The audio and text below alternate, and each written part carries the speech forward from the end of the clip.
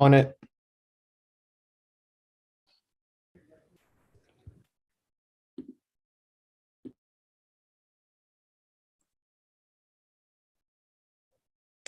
All right, everyone, welcome to the Safe Cities at Stand.earth and Fossil Fuel Non-Proliferation Treaty joint announcement. I'm Anne with Safe Cities at Stand.earth and the treaty, and we're so glad that you're here today. Please take a moment to introduce yourselves in the chat, including where you're joining us from today, and I'll go ahead and start that off by dropping my information in the chat.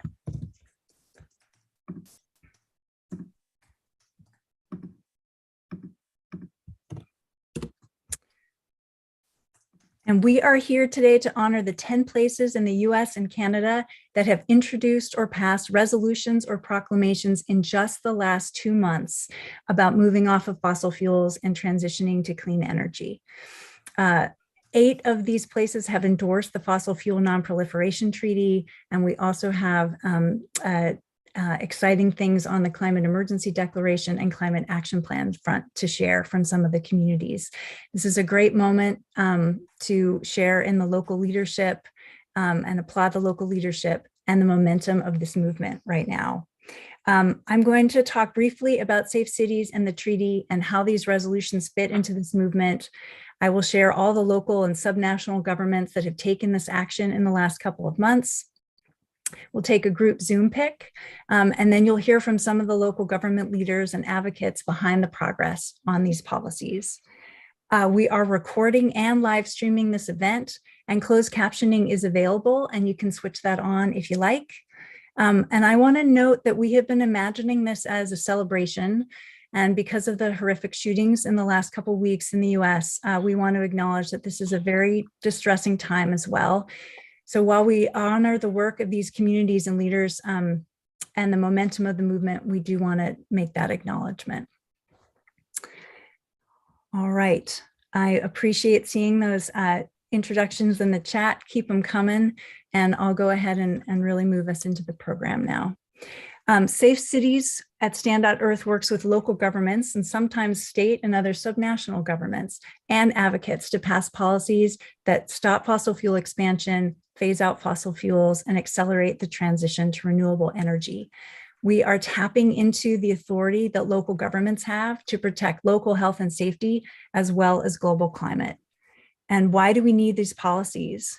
The main cause of the climate emergency is fossil fuels. Coal, oil, and gas are responsible for almost 80% of all the carbon dioxide emissions since the Industrial Revolution.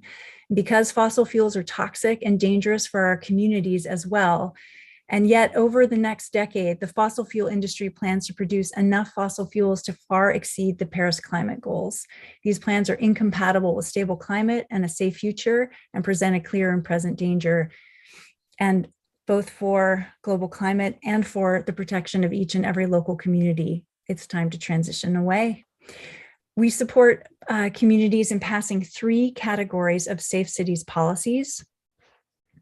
And I think, Ingrid, I think that's there. Oh, sorry, one more. There we go. We work with communities on 3 different kinds of policies. One is stopping new or expanded fossil fuel infrastructure, including prohibiting new gas stations, as well as new larger infrastructure, such as storage, refining, and export infrastructure. And then next slide. We also work on electrification of buildings and transit. And then the one that we're here to talk about today, and that's one more slide, is resolutions. Local governments can pass non-binding resolutions that specifically state their commitment to stopping fossil fuel expansion and transitioning to renewable energy. These resolutions can take a few different forms in the Safe Cities movement. They can include a Safe Cities commitment that includes the intention of passing actionable policies. And they can also be an endorsement of the Fossil Fuel Non-Proliferation Treaty, as 8 of our resolutions are today. They can also be a climate emergency declaration with explicit language about the need to move off of fossil fuels and stop their expansion. They can also be a climate action plan that includes steps to do that. In communities that have not already passed other actionable policies, these are a great first step. and a great way to get the community and the leadership talking about what's possible in terms of local authority. For communities that have passed actionable policies, these are a great complement to what you've already done. So with all that in mind, I'm going to go through a few slides now to honor what's been introduced or passed in just the last 2 months. Richmond, California just endorsed the Fossil Fuel Non-Proliferation Treaty. That just happened on Tuesday. And next slide, Richmond, British Columbia also endorsed the Fossil Fuel Non-Proliferation Treaty. You know you have momentum when you have 2 cities from 2 different countries with the same first name. And next slide. Victoria, BC also endorsed the call for a Fossil Fuel Non-Proliferation Treaty. Hastings-on-Hudson called for a clean energy future and committed to safe cities policies. Albany County, New York has introduced a proclamation to endorse the Fossil Fuel Non-Proliferation Treaty. La Crosse, Wisconsin has introduced a resolution to endorse the Fossil Fuel Non-Proliferation Treaty. The state legislature of Hawaii has called for a Fossil Fuel Non-Proliferation Treaty. Maui County, Hawaii has introduced a resolution to endorse the Fossil Fuel Non-Proliferation Treaty. Montreal, Quebec has endorsed the Fossil Fuel Non-Proliferation Treaty. And the city of Aurelia, which is in Ontario, has passed a climate action plan that includes moving off fossil fuels. So that in all of that in just the last 2 months alone. So I just want to give a round of applause.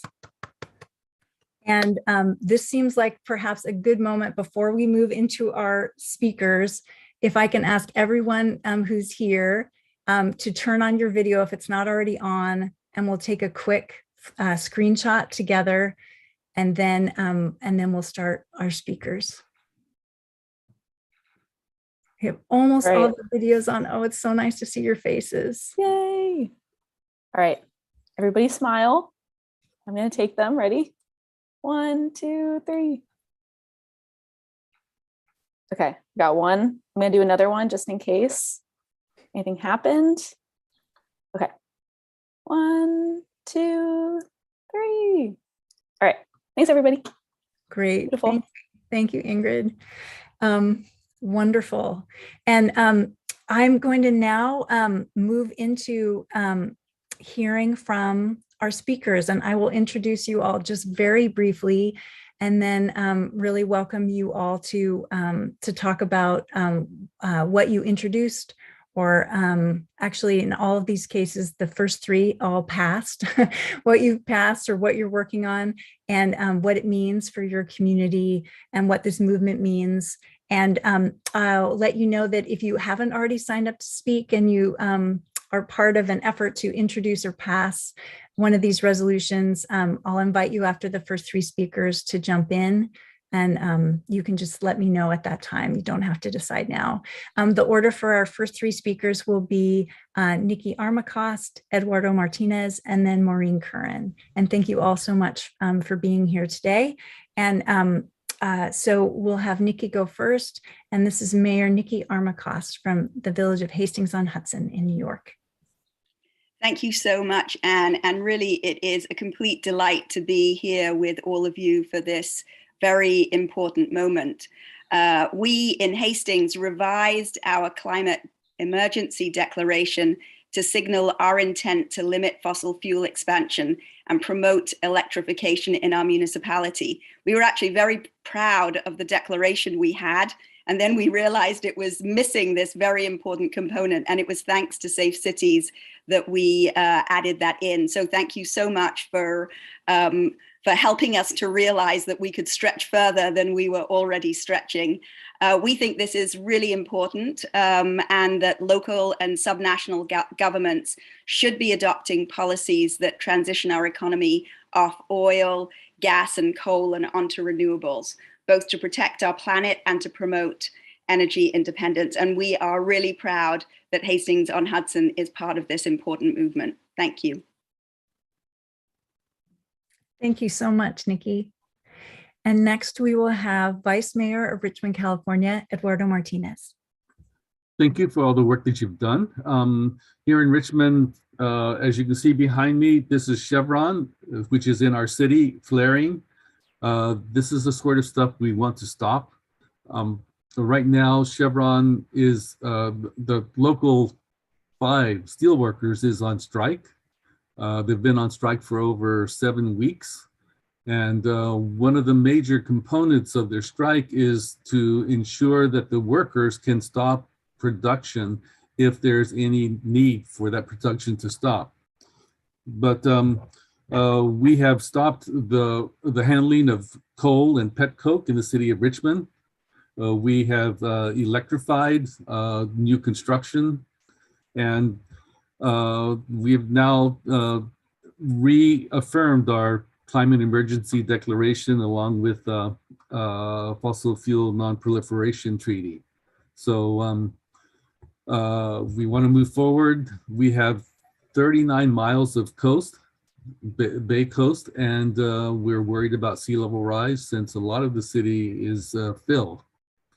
So we have a climate emergency plan, which we hope to energize and to make more than just a document. We want it to be a living document that produces more legislation.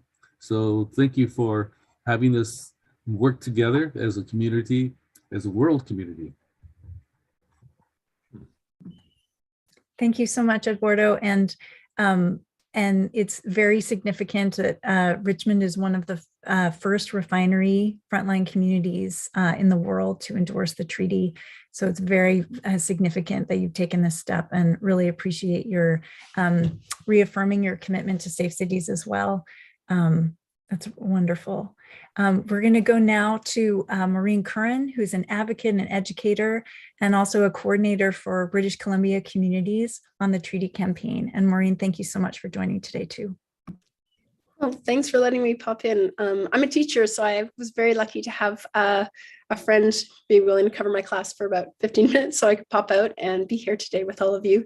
But there's so much to celebrate. I live in New Westminster. It's in BC. It's a small town, but it's very progressive. Our municipality has done a lot already in not just promoting the climate emergency situation, but creating a plan forward. And it has done a lot to try and oppose the expansion of a tar sands pipeline that is going through in our neighborhood and threatening our watershed and our salmon streams. And as I was one of the ones fighting that, I also coordinated and worked with people who were fighting the Tilbury expansion, which is an LNG plant in Richmond, where my friends and neighbors live, watched coal plants being terminals being fought, watched the Wet'suwet'en fighting against the LNG being done in their community. And we realized very quickly that we need to work together. And the treaty does that. It brings us together and it gets us looking at, instead of playing all these little whack-a-mole kind of things, we realize we need a much bigger movement. We need to be working globally together because the majority of people do want this. And we see it when we work together, when we come together, how powerful we are, how our youth voices get to stand, when they get to stand in front of councils and speak to the people who actually make decisions and hear them listen. Because groups of parents coming together, doctors coming together, we have done everything we can to get through to our federal government and our provincial government, and they're just not listening. So when we get to reach out to our municipal leaders who have been incredibly positive and enthusiastic about doing what we can, not only are we making immediate change right now on the ground where we live, which is incredibly empowering and showing that it can be done and it actually creates jobs and makes us healthier and safer, and does good things for our economy. It also starts to build those relationships that I know that we can start taking on some of these bigger challenges that our province is going to have to start listening to us. We now have 7 cities and we are not done. We're going to keep looking for more. BC wants this. I know Canada wants it. I know the globe wants it. We want a safe future for our kids. We deserve it. And as community members, I want to thank all of the municipal council members for being there for us and being the kind of politicians that we all deserve to have. You really make us proud. So thank you for working with us, because we can't do it without you. And yeah, you remind us that there are good people out there in politics. we just can't give up. And I know that we've got a lot more coming. So the momentum is building. Each of us is just a little tiny domino. You don't have to be an incredible, powerful person to make a difference. If we all do band together and put our little brick in its row, we are going to build something incredible. And I'm really excited to be part of that. Thank you so much, Maureen. That's wonderful. And Nikki, Eduardo, and Maureen, thank you all so much for joining. And I want to invite anyone else who was involved in introducing or passing a policy who's here today to jump in and speak as well, if you like to. I'm going to make a little space for you now. I know some of the speakers who have joined may have to jump off, and that's okay. We thank you so much for being here. And is there anyone who would like to speak who hasn't spoken yet? Bill, go ahead. I just wanted to say the Albany County proclamation is it's not finalized yet, in the sense that we're still keeping it open for more signatures. But at this point, I'm happy to announce we have a majority of the legislature has signed on. Most of the Democrats, I don't think any of the Republicans, but in our case, that has taken us over the midpoint of sign-on. So I'm trying to work with Ann to see how many more signatures we can get. But anyway, we've passed that sort of magic number of getting half the legislature signed on. Ann and I have reached out in the last couple of days, and we've had some success there, which Ann doesn't know about yet. But anyway, that's where we're at. So I could say it's passed, but actually I want to get more signatures if I can. Right on. I'm excited to work with you on that, Bill, but I appreciate that good news. That's terrific. Is there anyone else who would like to jump in who hasn't spoken yet? I'm just kind of scrolling through to see if there are any hands up or people who look like they're about to jump in. You're very welcome to, if you like. We have space in the agenda if anyone else would like to speak. And if not, we will just we'll move on. Okay, last call. Hello. Go ahead, Laura. Yeah, I just joined. I've been working with Ann on a slightly different tack because we're in Virginia, which is a Dillon rule state, so we have a hard time banning anything. But I'm working on the zoning update committee and considering possibilities for adding requirement for a special use permit for gas stations, so that at least it gets that public scrutiny and has to have approval by both the Planning Commission and the City Council, both of which I'm on. So I appreciate working with Ann on how we do the workarounds when we can't do an outright ban. So thank you. Laura, you set me up perfectly to say that we are working towards a couple other joint announcements this year.